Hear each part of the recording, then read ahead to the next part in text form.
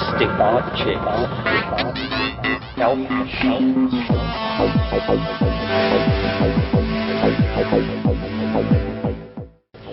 Greetings from Cyberdelic Space. This is Lorenzo, and I'm your host here in the Psychedelic Salon. And before I get into today's program, I need to apologize to those who downloaded the previous podcast in the first 12 hours after it was posted. It seems that I mislabeled the MP3 tag, and it'll show up in your menu as a second number 107 program. So if you have two podcast 107s, take a close look, and you'll see that one should say Part 1 and the other Part 2. I fixed that problem now, but of course that won't help you if you're on automatic download, because there are a lot of those that take place in the first few hours after I post a new program. So even though it's a small inconvenience for you, well, maybe you can just think of it as having a collector's item. Of course, I don't think there's much of a hot trading market for collectible files right now. Don't know if there is such a thing. Well, since this is a somewhat long podcast, I want to begin by thanking a few people now so that my thank yous don't get missed if I put them at the end. First of all, I think we'd all like to thank Ralph Abraham and Bruce Damer for making these tapes of these trialogues available for me to play here in the Psychedelic Salon. And I also want to acknowledge those who have made donations of all kinds to help get these messages out to a wider audience. I know that many of our fellow saloners are students, young parents, and even old guys like me who are living on Social Security, and to even make a small donation is really out of the question. Well, I'm in the same boat, so I want you to know that you shouldn't feel guilty about not donating. Just simply taking some of your time to listen to these podcasts is more than enough payment for me. And then if you tell a friend about the show, or blog a comment somewhere, or make a CD of your favorite program and pass it along, all of those things, including spending the time you're using right now to listen to this, well, all of these things, I think, go into our larger salon hold-on, and we're all the richer for it.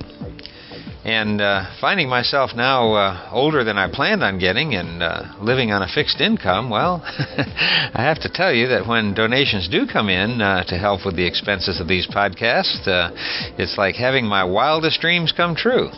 Here I am having fun listening to all these great talks, and also getting to mess around with a little technology here and there. In short, I'm having the best time of my life. And then to top it all off, this week, the salon received donations from Vipel P. Hey, Vipel, how are you? And thanks for yet another donation. That's really nice of you. And I also want to thank Mona F., who also made a very generous donation. Thank you both. And I want to make a special mention for Elena, who started to make a donation, but in the process helped me unwind some buggy code that kept her from making a payment. But by telling me about the problem, she provided a very valuable service for the salon. And so thank you, Elena, who after all her problems persisted until her donation made it through. I probably would have given up myself.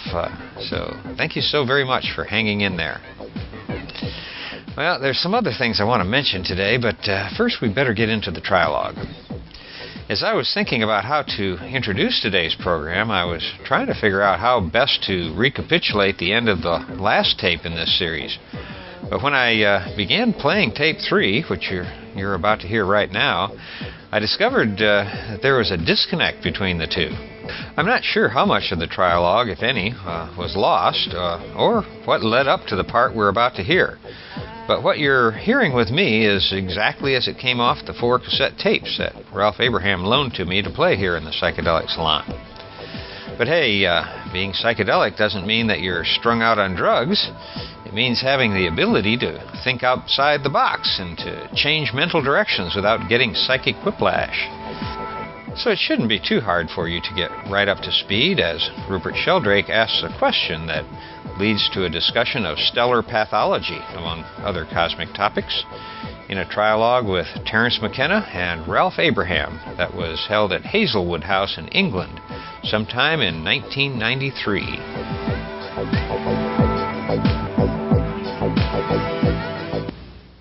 So just the question really is, how limited is this vision? I mean, are we just talking about the destiny of a small planet which has come under the, for some reason, under some planetary attractor? Whether it's human-made or human-making, we can leave aside for the moment. And what's your view on that? Well, I've thought a lot about it. It's a difficult question. If we extend the search for a universal crisis beyond the Earth, the only evidence that has been offered by anybody is there is some kind of problem between nuclear theory, which has been very well established for 40 years, and the neutrino output of the sun. And in trying to account for this, your choice is either that nuclear theory requires serious modification, which doesn't seem likely since it's worked in all other cases up till now, or there is in fact something wrong with our star. Searching for pathology beyond the solar system in the cosmic environment is I think outside the present reach of our technical ability.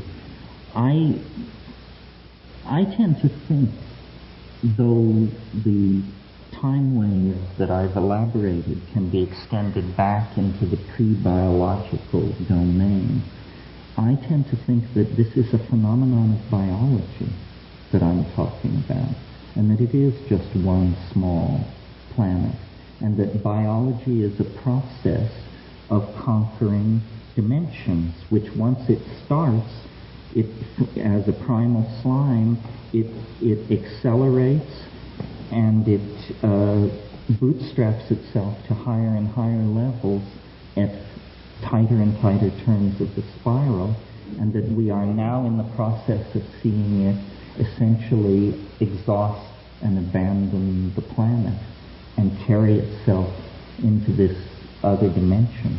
So it's a phenomenon of biology. That's why all these metaphors of Gaia and Gaian interaction seem cogent to me. But the whole point about biology is that the earliest forms of life came with plants are related to the light of the sun.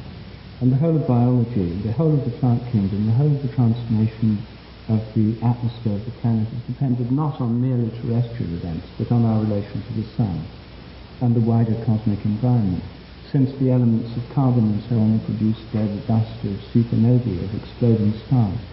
So biology on Earth is rooted in a much larger ecology. And so first of all, I don't think the evolution of life on Earth can be regarded as merely terrestrial or merely biological in that sense. And secondly, every human culture that's talked about some light pulling it from ahead, some vision that's going, has tended to talk in terms of images of celestial influences of one kind or another. Sky, planets, stars, heavenly influences of one sort or another, which suggests to me that if we're to take them literally, and you take most of these things quite literally really, that we have to look for influences from outside the Earth working on us. The transcendental object may be located or channeled through the sun, other stars, planets, constellations, something to do with the astronomical environment. Well, if it is truly a higher dimensional object, then it is in some sense everywhere in this universe. And so all routes of evolutionary progress may lead into this. It's a kind of universal hologram of time and space into which we enter into some kind of, I suppose, galactic community of intelligence or something. In other words, biology, if I understand what you were implying in the early part of your statement, I agree, yes, that spores or viruses or bacterium probably percolate and permeate through the physical universe. And wherever they come upon a planetary environment in which they can work their magic, then life takes hold, and from then on, it's a battle in which life attempts to modify the abiotic environment and control it and keep it at equilibrium sufficiently for the program of bios to be put into place.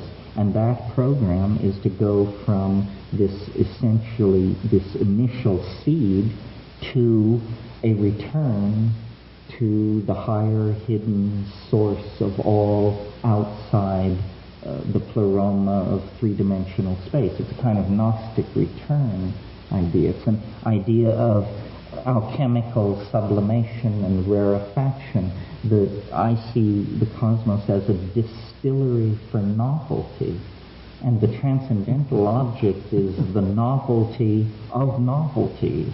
And when we formally define that, we discover we are getting something like a Leibnizian plenum, a monad of some sort, a tiny thing which has everything enfolded within it. And that means that you're in another dimension where all points in this universe have been collapsed into co-tangency. And it is an apotheosis. It is an apokatastasis.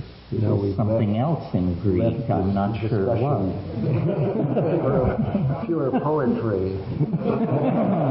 Did I, while trying to listen to this, did I not observe a consensus that, as a matter of fact, it's provincial? Is that right? That I'm suggesting biological catastrophe on planet Earth. Well, the rest. Yes, the Earth is giving birth to a hyperdimensional being. In spite of the fact that the eschaton permeates as a higher dimensional object the entire universe. As a matter of fact, it's got a special sub-eschaton with a more accelerated program of just for us.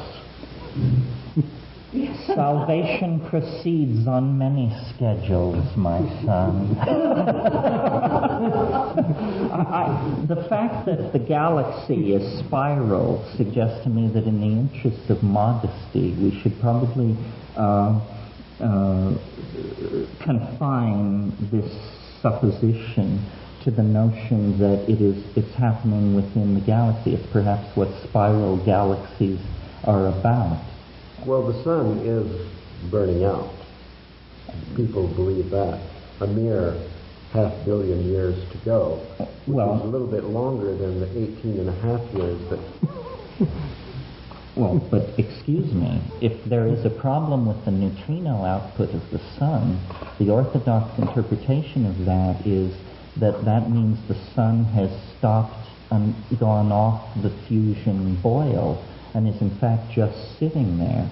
And the amount of time it would take for evidence of this having gone off the boil to percolate to the surface is about 25,000 years.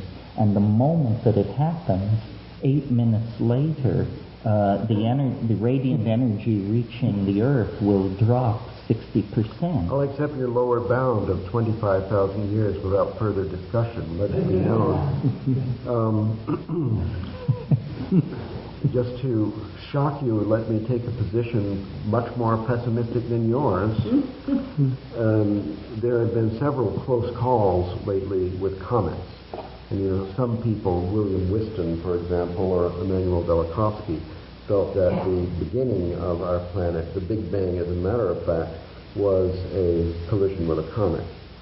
And in the last couple of years, there have been several close calls. In fact, the closest call in history is only 3 or 4 years back.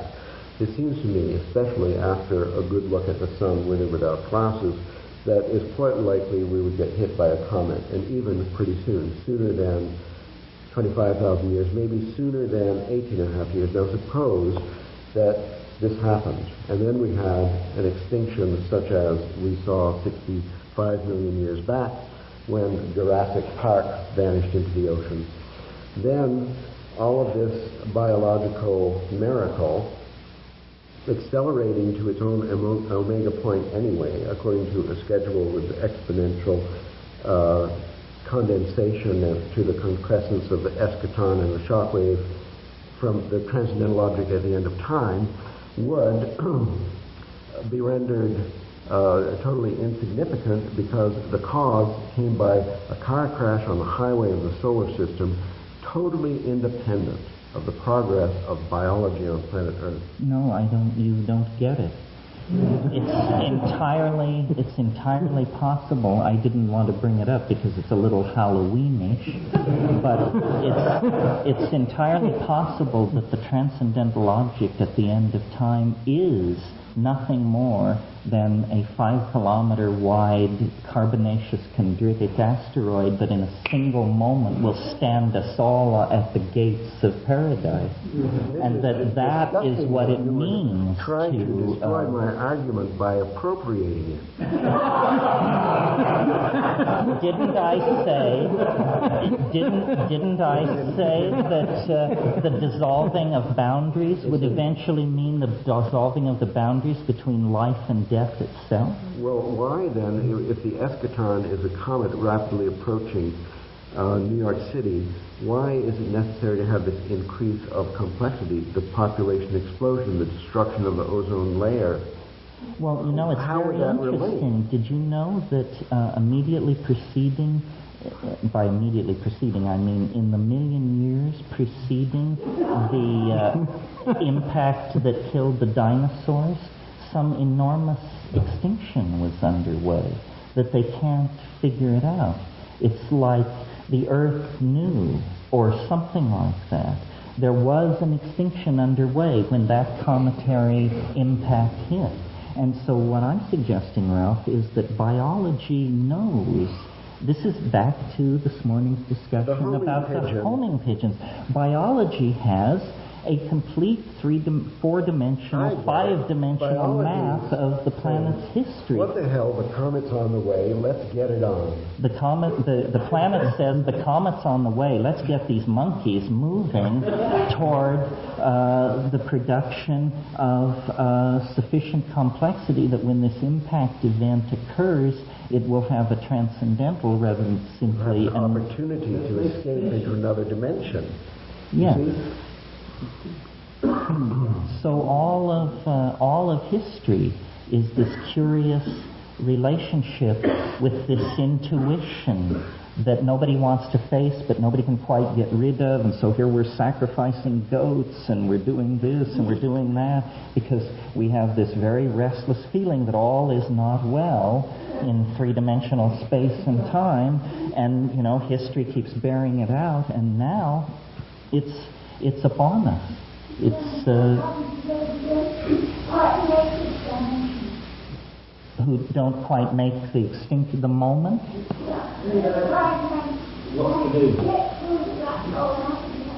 Well, the instructions. Well, you know, here's the idea. Jorge Luis Borges, the Argentine surrealist, he had an interesting idea. He felt that a species could not enter hyperspace, whatever that means, until the last member of that species perished. And so what is happening here is that vast numbers of souls are accumulating in some dimension, waiting for us to decently depart this mortal coil so that the human family in a body can find itself at play in the fields of the Lord. Crypto-Christian, after all. Crypto-Christian. All along. All along. Yes. But what I want to do, James, is to think this through a bit further. Given that there'll be this, we used to think that this great transformation of humanity, a kind of collective near-death experience, except it would be an actual death experience, would be brought about by a nuclear cataclysm. Well, although the bombs are still there, that model's gone out of fashion for some reason. I mean, it could easily come back. I mean, but currently, we're now more into ecological. I mean, your list, apart from nuclear proliferation, had the ecological apocalypses. Anyway, we've got all these models. Let's assume that it happens, that this happens, there's this sudden transformation of humanity and dogs and cats and everything else into this new, they're taken up into the transcendental attractor. Now, what effect does this have on the rest of the universe? That's my question. I mean, leave aside the details on Earth.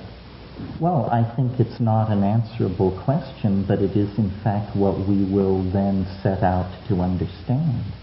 That we are literally packing up and preparing to decamp from Newtonian space and time for the high road of hyperdimensional existence. And we may find ourselves, the least in the grand councils of the who knows what, or we may find something, I imagine, entirely unsuspected. I mean, in fairness to the audience, I should say, these things don't spring de novo for me. I mean, I talked this morning about shamanism anticipating the future, and that was how that magic was worked.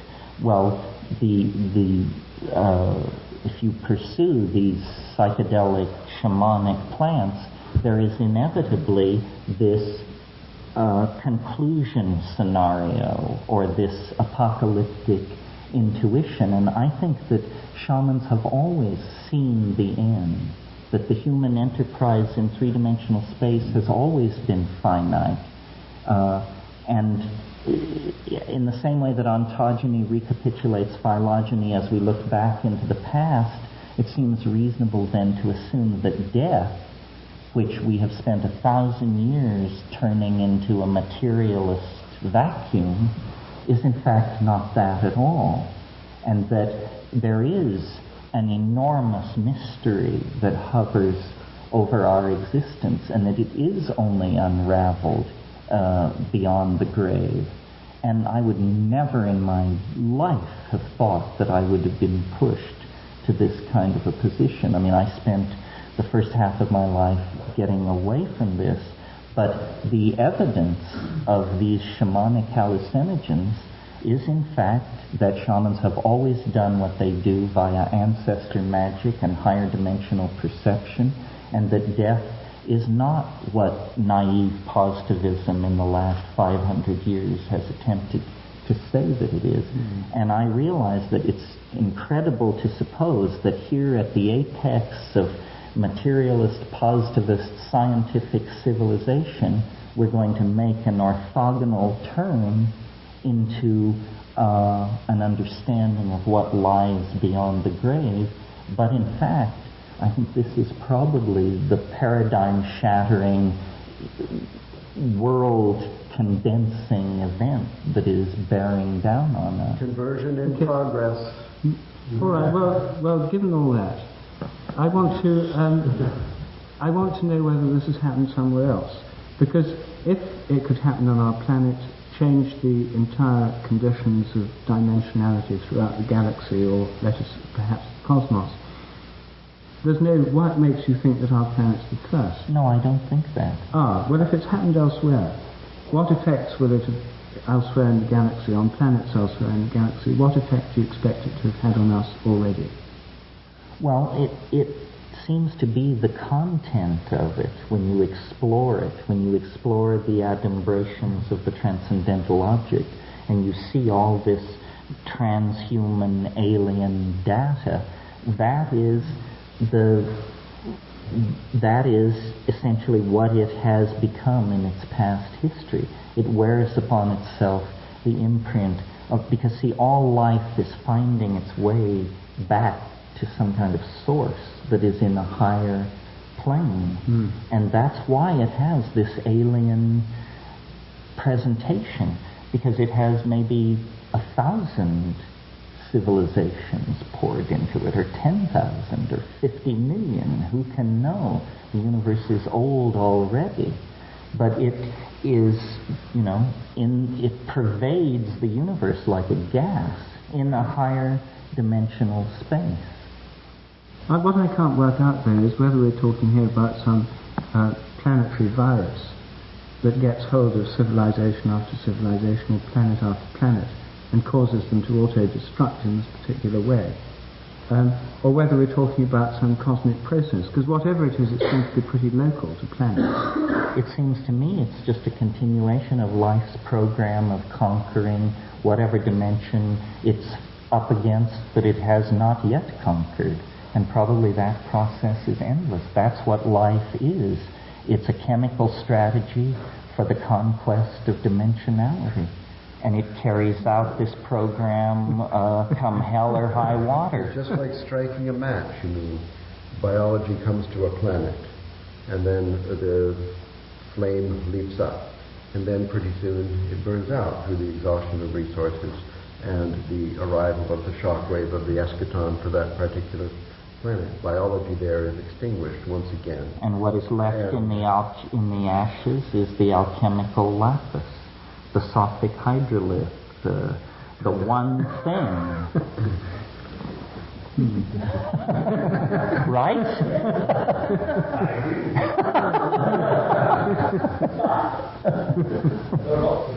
Yes, well,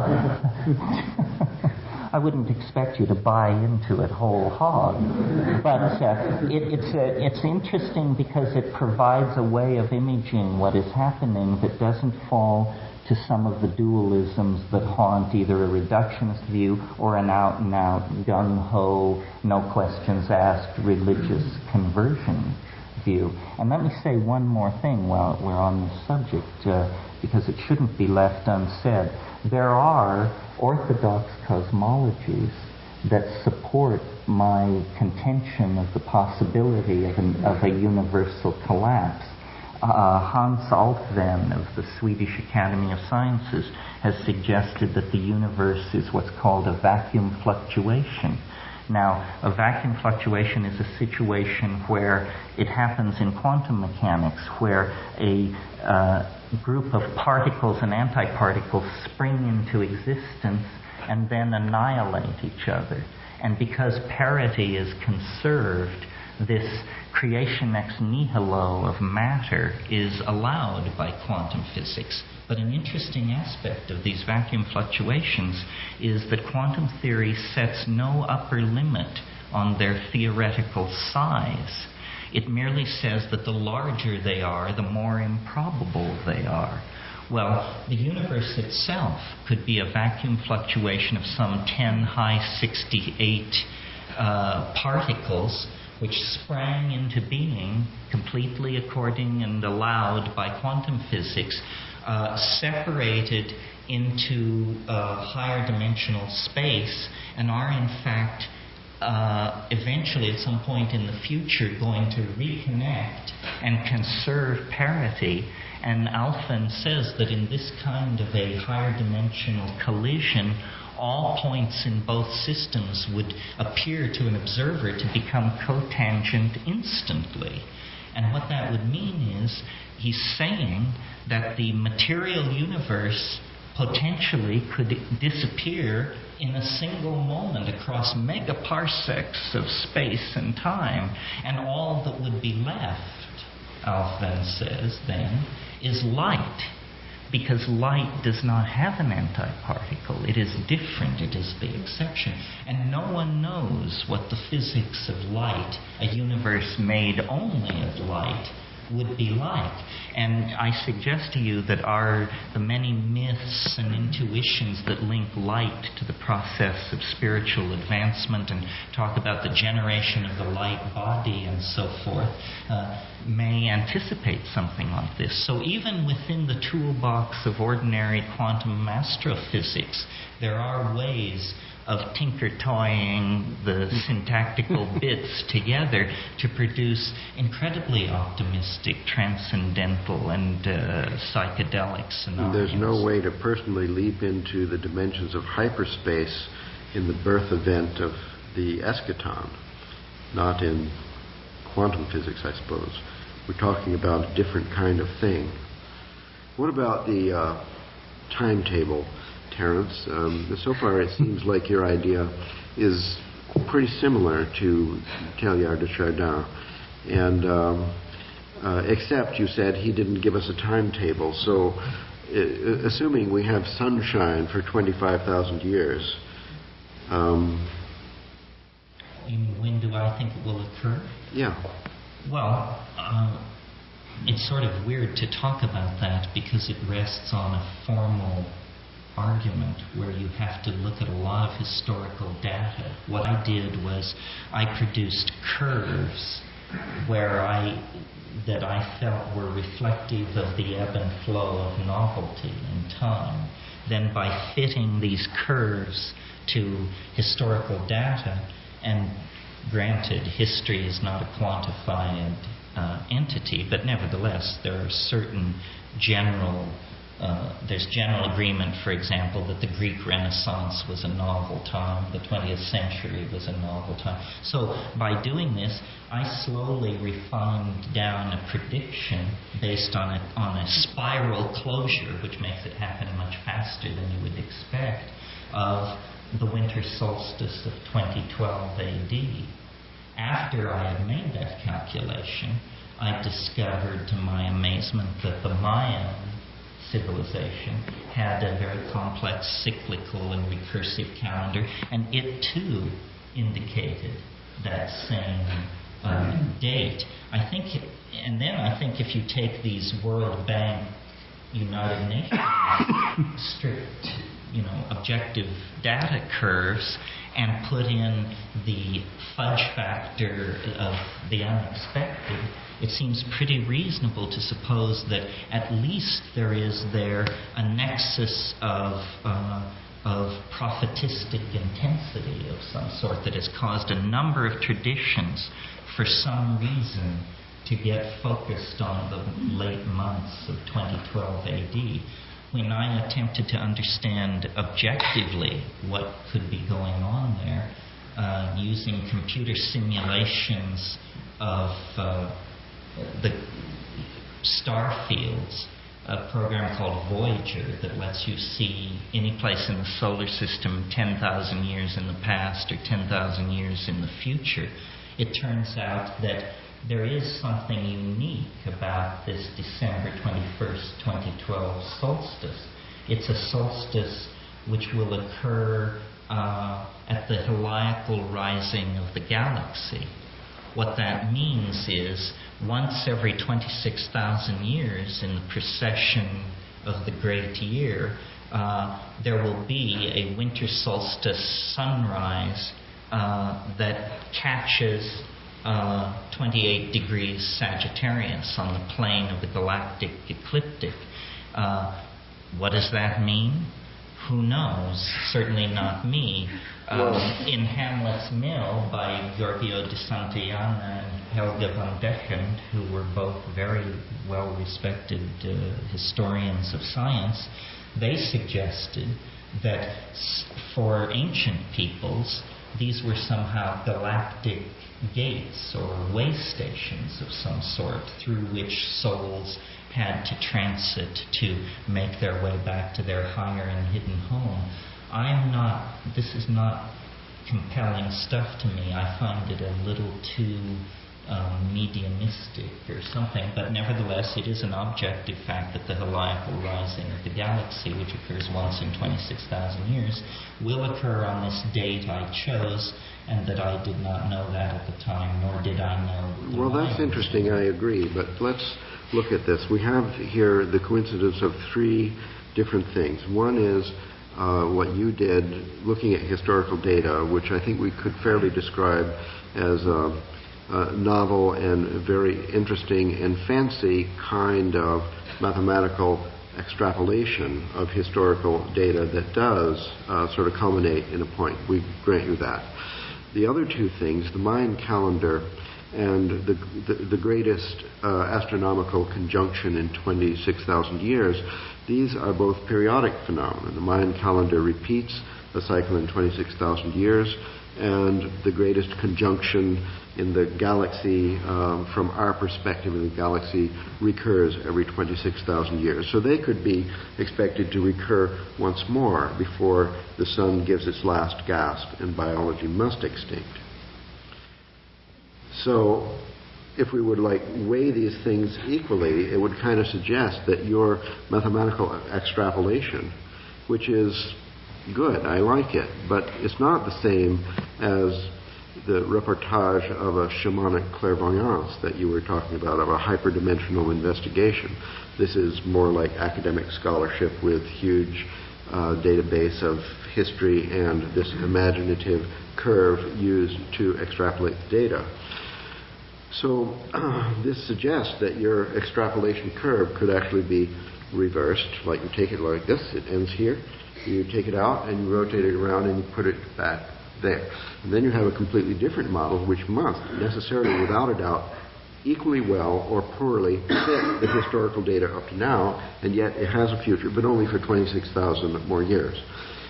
In spite of this, that it's not a shamanic reportage, it's not an ironclad extrapolation, and it's not a coincidence with two other disparate eschatological predictions, then I think the case for this actually being the omega point is weak. You should think about this. It's an important day. It's some kind of transformation. As far as the transition from all of us into the fifth or eighth dimension, I don't see a case for it. Well, we'd have to look at it, because what it comes down to then is a very fine-tuned argument, looking at a particular curve, looking at historical... Look at the curve, reflect it around, and put it on the other side. What's to contradict this? History sort of starts running backwards from the point of view. I'm not sure if I can explain, but there is an answer, and I'll try. It's something like this. It's a damped oscillation. It actually does run down. It isn't elegant to try to make it one cycle within a larger or extrapolated set of larger cycles, because it has a built-in spin-down factor in it that makes it pretty clear that it is a single, it's many cycles embedded within many other cycles, but on its highest level, it actually has a beginning and it actually has an end. It just seems to you, looking at this, radically implausible that there would be any future after this point. Well, I've thought of many, many ways of thinking about this that would make it not so catastrophically radical. And here's a very simple way that makes everybody feel a little better. Suppose that what happens on December 21st, 2012, is physicists who have been laboring for some time toward the technology of time travel actually succeed. Well, then suddenly the wave is fulfilled, and yet the heavens do not fall, and angels don't appear to lift us into paradise. It simply shows that the reason history ended at that date was because after the invention of time travel, the notion of a seriality of events ceases to have any meaning, and so everybody agrees, well, history ended yesterday, and it did end, and we now live in the post-historical atemporal bubble where you not only tell where you live, but when you live. And everything would be very nicely fulfilled then, and people would say, well, the people who saw it coming got highly agitated because they didn't realize what it was that was coming. Now we know what was coming. It turns out to be just like the invention of the steam engine or powered flight or anything else. We needn't assume these cosmic dimensions to the transformation. You've given this up, or we must assume the transformation. There are still some alternatives? Oh, there are other alternatives. Here's a good one. How about this one? December 21st, 2012 AD, I drop dead. Then everyone says, well, how peculiar. It was only about him. That's really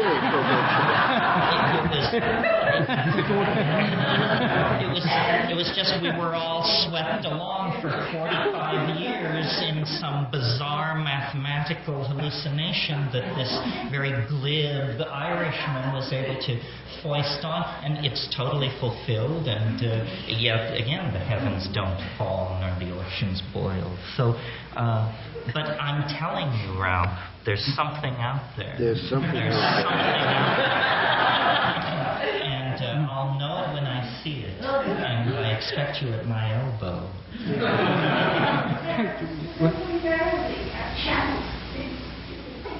Well, I'm sort of a bad person to try this all out on. I'm kind of an unfortunate bearer of this message, because if you knew me, you would know that I'm actually not a very pleasant or nice person. And I'm very hard on, there's nothing, believe it or not, I hate unanchored speculation. And yet I find myself in the position of leading the charge in the greatest unanchored speculation in the history of crackpot thinking. So it bothers me. See, my method, which I can't really go into tonight, but it's very formal. What I say is, it's very easy to predict the future, because who the hell can say you're wrong, you know? It's just fire-free zone. Predicting the past, on the other hand, is very, very difficult because it's happened. So if you're wrong, everyone will know. So what I have done is make a career out of predicting the past with a wave which proceeds right past the present moment into the future. And my argument to my skeptics is, my wave has correctly predicted any past moment that you can conceive of. Therefore, there is a certain intellectual obligation to at least take seriously the contention that it predicts the part of history that has not yet undergone the formality of actually occurring, as Whitehead would say.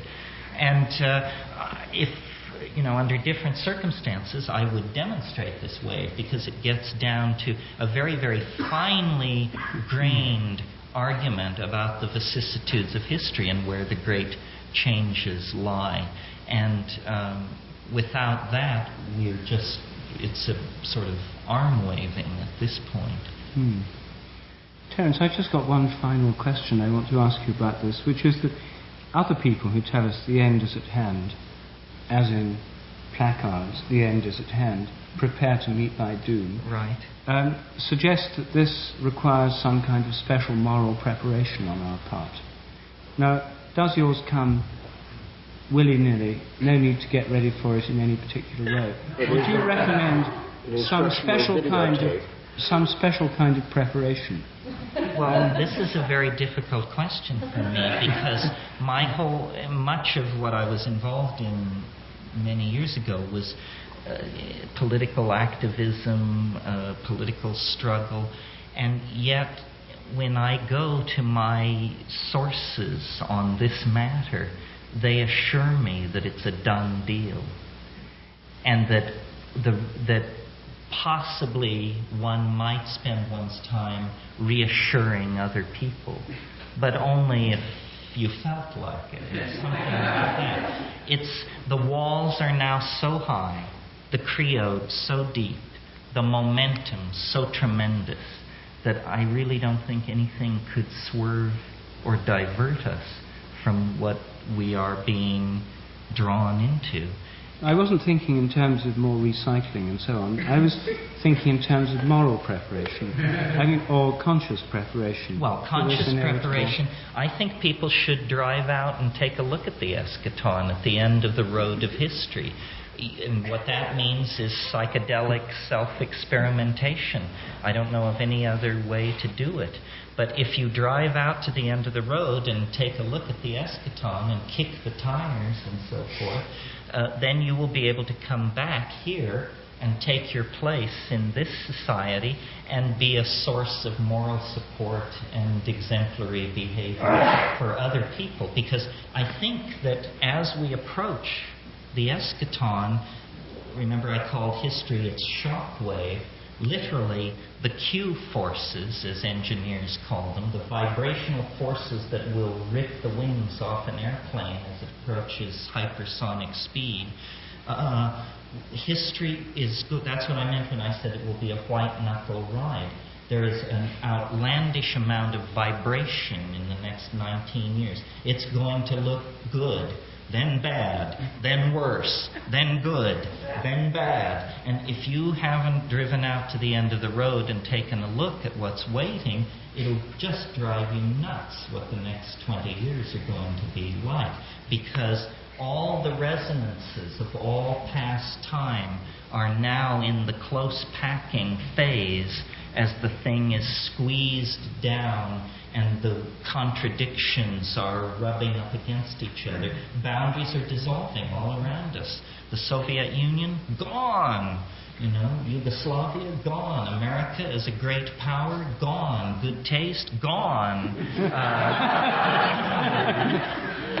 Boundaries dissolving all around us. This is going to happen faster and faster and faster. And governments now, all they're doing is managing a spreading wildfire of uncontrolled catastrophes and trying to keep us in the dark about how bad things really are. And so it's good to go out and take a look and reassure yourself that it's there.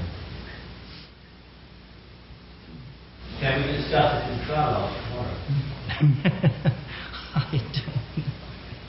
It's a possibility. I think we should. It is a possibility. I think we could discuss it now. Don't you think?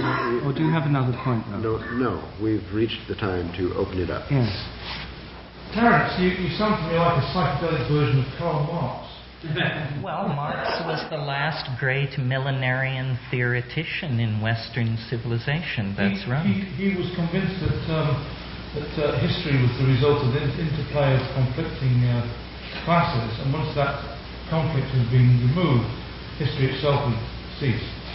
And I hear a similar story, except the players are not the classes in society, but these various forms of global problems that we have. And it could be that it's a kind of test arranged by this attractor down the end of the road there that's leering at us and saying, let's see if you guys can get yourselves together enough to get around this one and show us that you can reach a higher stage of evolution. If you don't make it, you don't survive. If you do make it, then you go to the next step on the ladder. Initiation ritual. A sort of, yes. Put in this kind of phraseology. A series of hurdles to be leaped as we approach the your end. kind of language. It's not the way I exactly express it, but it's a fun way of talking about it. So it might not be the end. It might just be like entering the Masons or something like that. Yes, well, it's impossible to say. But you're right, certainly, that all of these factors are coming together. I don't see it as class war. I see it as a kind of universal Manichaean struggle between habit and novelty. And, habit is forever dragging novelty back down to its level. And novelty is forever conniving new ways to escape the control of habit. But the good news is, over vast spans of time, novelty always wins. And what we're simply seeing is novelty crossing a particularly significant milestone in its infinite journey outward towards self-expression. What about all these people that say we're merely crossing from the Piscean age to the Aquarian age, and the emergence of high-speed electronic communications, etc., is the typical symptom of the Aquarian age, and it's high-speed communication. I'm not an astrologer, but and all this turbulence is because we're right at the point where we're crossing.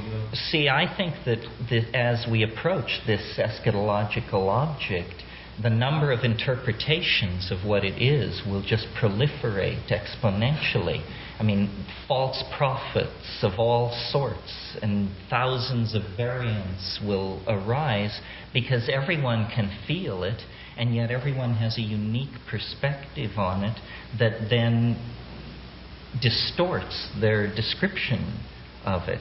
I mean, I think that all the messiahs and mystics of human history can be seen in this light. You could almost have a geometric theory of messiahhood and just say, if you were in the big league, the Buddha, Christ, Mohammed, Manai, Mahavira league, then you just caught a very bright reflection from the distant spinning eschaton, and then you embodied it and became a microcosm of that distant macrocosm. And religions are set marching by this means. Well, then the guy parading down at Hyde Park with the sign, the only difference between him and the big leaguers is he got a smaller scintilla of the noetic energy. And so then with each of us, we each have a perspective on the eschaton. And to the degree that we cultivate and fan that flame, we get an insight. Through the filter of our personal circumstance, the infinite interprets itself to us. Something like that. So we're all little bits of noetic fallout. Fall in. We're all carrying a tiny piece of the whole, and at the end of time, each person will make their contribution. Yes, we're like motes being drawn in to those this. leaf mulching ants. In other words, we're all aspects of God.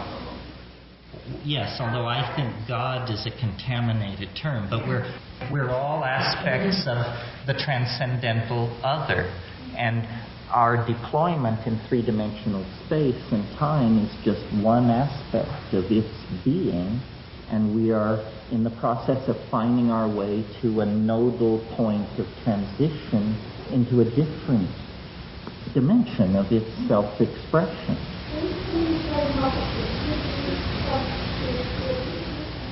Creativity, complexity, density of connectedness. And one reason I love this notion, you see, is because even the positivists agree that the most densely ramified physical material known in the universe is the human neocortex. So suddenly, no longer are we observers of the cosmic drama. It turns out it was our opera all along, and the universal drama of the production and preservation of complexity is met in us. We represent the most precious distillation of this 4, 5, 6 billion year process of the production and conservation of novelty. It returns us to the center of the cosmic drama and ennobles the human condition thereby. Well, so now there are new technical salvations being offered.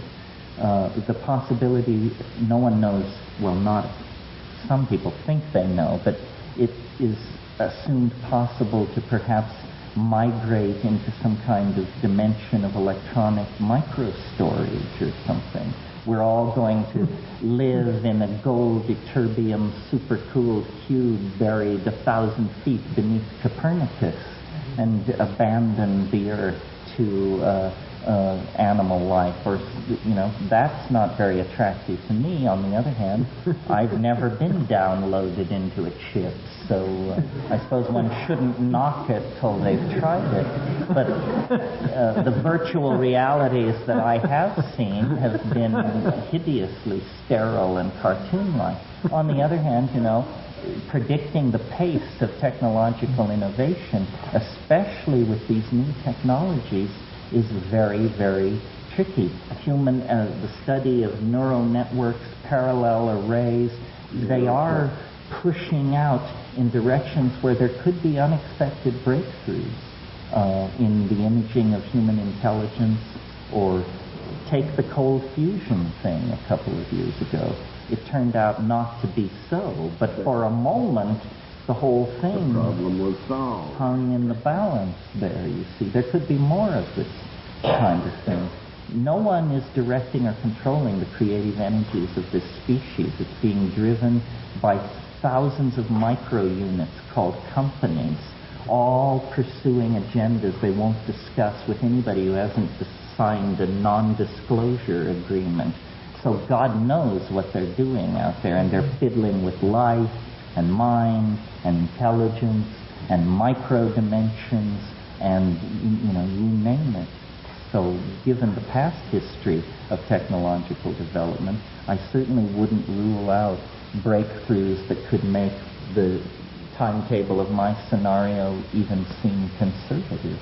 Even less than a miracle could, as a matter of fact, sort of turn it around, push it to a new phase, like cold fusion. Yes, or superconducting thinking machines, or any of a number of things. So what's the future? It's the future we're living in. Hollywood creates it, and we have to swallow it until something better comes along, or until we get sick enough of that system to do something about it. Like what? Well, the design process of human civilization has been left to Bauhaus brats with their eye on their checkbooks. That has created this international airport style of human coral reef that is absolutely abiotic and toxic. So art, I think here in the final moments of human history, we should push the art pedal to the floor and attempt to pour as much beauty into the human design process as we possibly can. Too long have we wandered from the notion that the good, the true, and the beautiful are somehow inextricably linked. I mean, modernity teaches otherwise, but modernity has failed.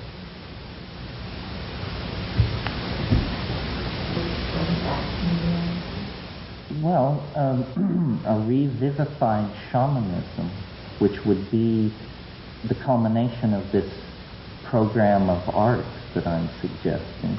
Essentially, on one level, shamanism is the art of gaining a familiarity with death.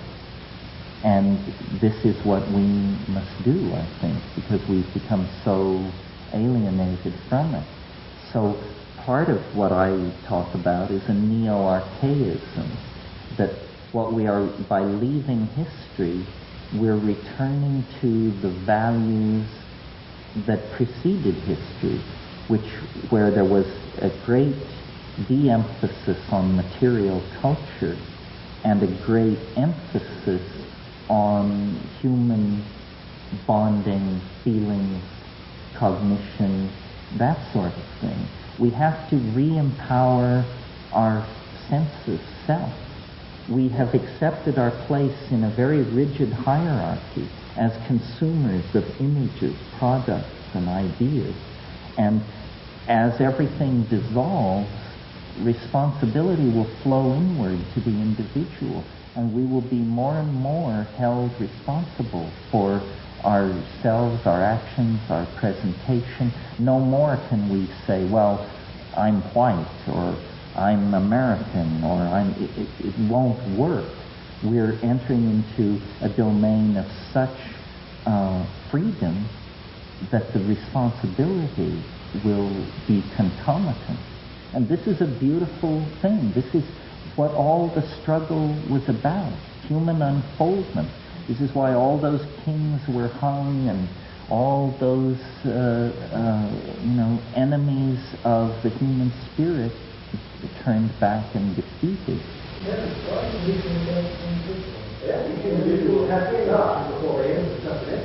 So each individual must die to be reborn to the collectivity. That sounds right. That sounds right. Yes.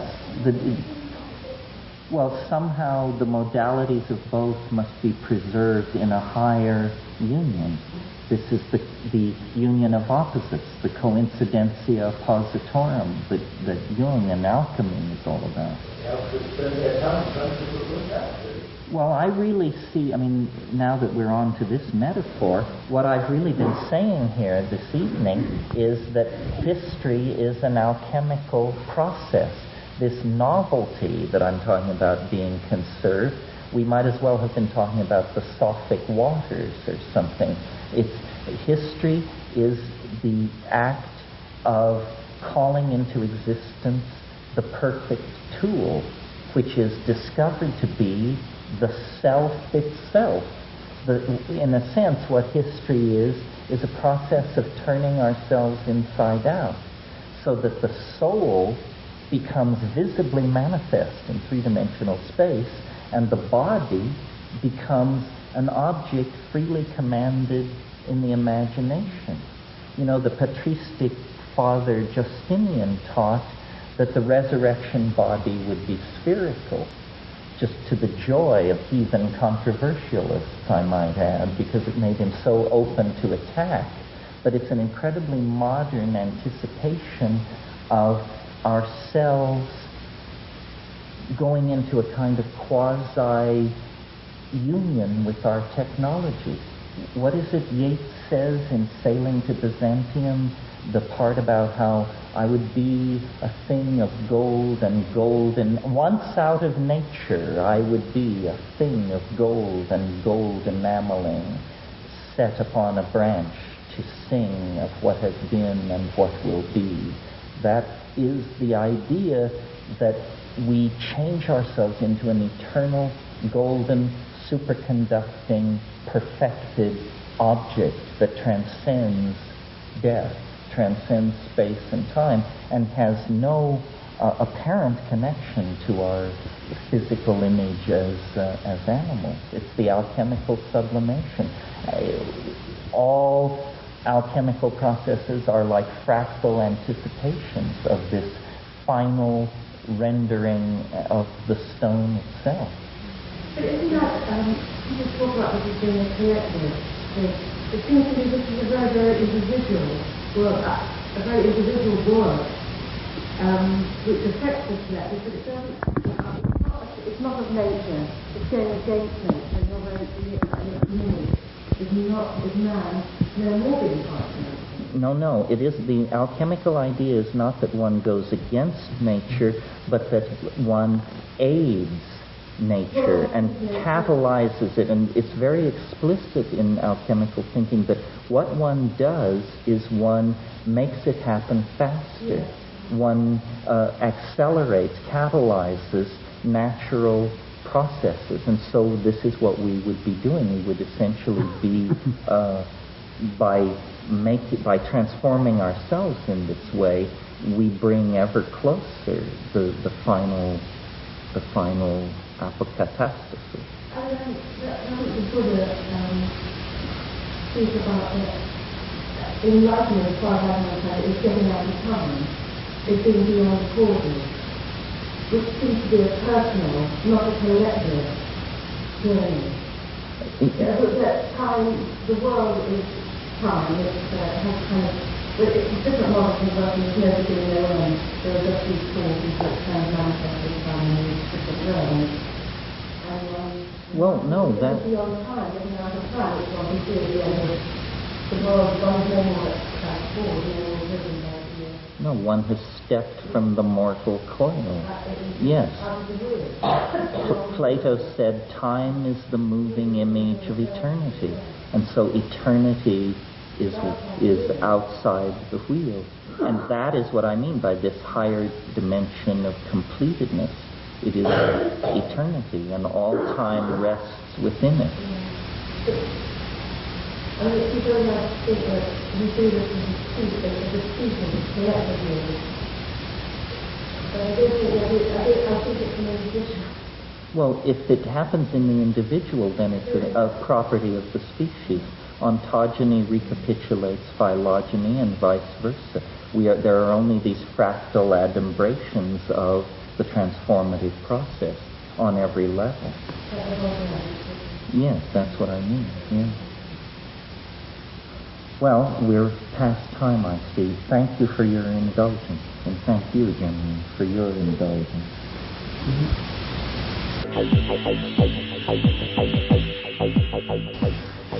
I have to admit that after listening with you to the first tape in this 4-tape series from Hazelwood House, I was a little disappointed in it. I guess they kind of lost me with the long discussion about homing pigeons. But by the time they got going with the tape we just heard, I thought they were back in the best of form. In particular, I was taken by some things Terence said about the transcendental object at the end of time that I hadn't heard before. If I understood him right, it could be anything from a comet impact to a revelation about what happens after bodily death. And that thought has opened a whole new door for me. It isn't all that difficult for me to envision what our planetary state of mind would be if we knew that a comet impact was imminent. But what if, just what if, every human on the planet suddenly knew, with absolute certainty, exactly what is going to happen to them after their body dies? Now, if you already have a preconceived idea of what that means, try to put it aside for a moment and think about having absolutely no doubt at all about the revelation that you and everyone else on the planet just had about life and death. As Terence said, that would definitely qualify as a world-condensing event. Now, I know that I'm not talking to everybody here in the salon right now, but I'm sure that there are a few others besides myself who've experienced one of those world-condensing events. For me, 2 of them came during ayahuasca ceremonies, and there have been others. But if you've been there, you know what I'm talking about. Unfortunately, such experiences are truly ineffable. You know, they can't be put into human words, but what you can take away from these experiences, rare though they are, is an absolute certainty that in the end everything is just going to turn out just fine. I can't even tell you why I feel this way, but we are really getting close to something completely new and unexpected in the realm of consciousness. At least that's my hunch. Now, if you think back to where Terence was just now talking about a revivified shamanism, or archaic revival and the form of human consciousness back before what we now think of as human history, well, just stop for a moment and consider the possibility, even if it's only a very remote possibility. But what if, as the Yuga cycle says, there once truly was a great golden age, and that we are finally on our way back up to do it again? Well, if that actually is the case, then what Terence is talking about isn't just some form of primitive, live-in-the-jungle existence. If he's talking about some form of consciousness that either can exist or maybe even once did exist in some past age, well then finally I think I'm beginning to understand what he means by an archaic revival. I guess I'm maybe a little slow on this, but reading Terence for me is sometimes like when I read Emerson. They both seem to make sense to me, but I find it difficult to explain to somebody else what they're saying. I guess I'm rambling now, so I better wrap this up. But one last thing about the Trialogue we just heard. If you remember, at one point Terence McKenna put down on cold fusion technology as being not real or a hoax or something. And I think it's important to note that while that was a case presented by the mainstream media back in 1993, the facts since then have borne out the fact that this is a very real technology and one that is now being widely investigated in many places around the world. So I guess that's the at least one thing Terence would have been happy to learn had he stuck around a while longer. Okay, now how about a little podcasting news? The other day I was listening to KMO's Sea Realm podcast and heard him read an email from 2 of the saloners who I met at Burning Man. And in it they told of a shared vision they had for a moment on the playa. I remember them telling me about that just before one of the Trialogues, and it sounded like one of those extremely rare experiences that lets you know that we haven't even seen the tip of the consciousness iceberg yet. And I noticed that the Burning Man stories KMO was relaying came in basically 2 flavors. The first-time burner experience and the somewhat jaded long-time burner experience. Right now, I've been there just enough times to begin developing a somewhat jaded edge about that event, but I'm still new enough to the experience that I'll probably go back a few more times. In a few weeks, I'll be playing Dale Pendle's Trialogue, in which he discusses the changes that have taken place at Burning Man in the last few years. And in fact, Dale has even written a follow-up essay on the topic, and I think you'll find the entire discussion quite interesting, even if you've never even been to an event like that. Another news item is that, thanks to Xandor and a helper or 2, there is now a Psychedelic Salon forum on thegrowreport.org. And if you go to that site and click on the link for the forums, you'll find quite a wide range of discussions taking place. all of the podcasters on the Cannabis Podcast Network have their own forums there, and I try to stop by there a couple times each week. Maybe I'll catch you in their chat room one day. Actually, I tried the chat feature, which I think is coming from dopefiend.co.uk, which is the network's home, and I found Queer Ninja and Wink in there to chat with for a bit, and they tell me that around 2 o'clock Saturday Pacific time is when a bunch of people from the EU are in the chat room there, so I might try to stop by and catch some of you there too. And while I'm talking about dopefiend.co.uk, I should mention that in just 2 more days, they're going to be adding yet another program to their already stellar lineup of podcasts. I think that the program is going to be called BB's Lounge or something like that, but it'll definitely feature Black Beauty, the lovely voiced lady from Down Under, who you can already hear in various places on the network, but now she'll have her very own program, and we're all looking forward to that. So welcome, Black Beauty. It's good to have you here with us. If you've been to the psychedelicsalon.org blog recently, you'll probably notice that on the home page, I'm only showing the complete contents of the most recent post. The main reason for this is to keep Google from thinking we're trying to cheat on them by having 2 copies of all the posts online. So now after that first post, you'll have to click on the continue reading link, or just click on the title of the post, and you'll be taken to the full article on its own page. Now, I realize this may confuse you at first because it looks like the download links don't work. So I'll try to figure out a hack that'll make it a little bit more clear. And in case you haven't visited that blog to view the program notes for these podcasts, you might want to stop by and check out some of the sidebar links. That'll take you to all kinds of current news topics that I suspect you'll be interested in. And the comments section under each of these podcast listings now is starting to grow too, and some very interesting discussions going on there. When I get back to podcasting some of the Trialogues we recorded at Burning Man this year, I'll also be talking more about this year's event. But right now I want to bring you up to date on 3 intrepid saloners who you last heard of as they left the UK and made their way to Black Rock City. Well, Martin and his 2 traveling companions spent some time hanging out with us and talking about their travel plans, which were quite ambitious, I might add. And so now it's exciting for me to yesterday have received an email from Martin, part of which I'll read for you right now. Lorenzo, it was good seeing you at the Burn. Being there really blew me away. It was bigger, better, and much more profound than I expected. But most of all, the presence of real magic. After the Burn, we flew down to Lima, and we've now spent 3 weeks traveling around the Andes. The highlight so far is clearly Cusco. Once the center of the Inca Empire, this beautiful city is surrounded by old ruins and is also an obligatory stop on the way to Machu Picchu. At the moment, there's a real buzz happening here. Shamanism is everywhere. With both ayahuasca and San Pedro fully legal and a huge Western interest, you see it and hear it all over the place.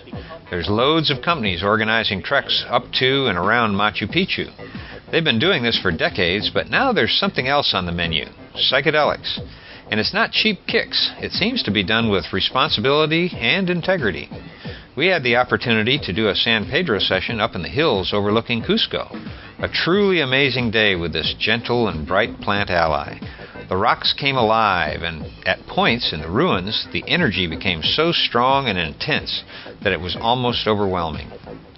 Boy, you know, Martin, you're bringing back memory of a time I had down at the ruins in Palenque under similar circumstances. And what you say about the energy is really amazing. You can actually see it. Continuing with his email now. Tonight we're off to Bolivia, where we've got just over 2 weeks of traveling before we've got to make our way back up to Peru and out into the Amazon for our 6-week ayahuasca retreat. I'm very excited, but also a bit nervous. I've been speaking to lots of people here with lots of experience, and I know that this is sure no walk in the park. Real hard work with real issues, but also, I hope, euphoric ecstasy. I hope everything is well with you and Mary C. Send my love to her and everyone else I had the pleasure to meet on the playa. I'll keep you posted. Lots of love and light, Martin. Well, Martin, we'll be waiting for your next report. And if you get a chance to post some pictures of your travels, please let me know, and I'll pass the link on to your friends here in the Psychedelic Salon. As you'll hear a few podcasts from now, I've got some mixed emotions about the Burning Man Festival, but there is one thing that became very clear to me this year. No matter what I think about the festival or how it's changing, the real point of the event, at least for me, is to reunite with old friends and to make some connections with new ones. I have to admit that I was really blown away at how many people came up to Mary C. and me at the Burn this year and said that they were regulars here in the salon. It's so good to be able to put some faces to the names that I've read in emails. I can't say that I've got all of your names and faces correctly sorted out, but I can tell you that your faces are permanently etched in my mind. So even though I might be a little grumpy about Burning Man right now, I'll most likely return again next year, just to be able to spend some more time with Brooke and La, and John, Darren, Mark, and all the rest of the wonderful people in the pod cluster. It really felt like family, and I want to feel that way again, so there's a good chance I'll be back again next year. But to be honest, I'm also hoping that John Hanna will produce another Mind States conference before then, so I can get back together with all of you without so much dust in the air. Gosh, here I go on about Burning Man again. It just won't let me alone today. Well, before I go, I want to mention that this and all of the podcasts from the Psychedelic Salon are protected under the Creative Commons Attribution Non-Commercial Share-alike 2.5 license. And if you have any questions about that, just click the Creative Commons link at the bottom of the Psychedelic Salon webpage, which is at psychedelicsalon.org. And if you have any questions, comments, complaints, or suggestions about these podcasts, well, just send them to lorenzo@matrixmasters.com. And I guess I should mention that matrixmasters.com is also my personal website.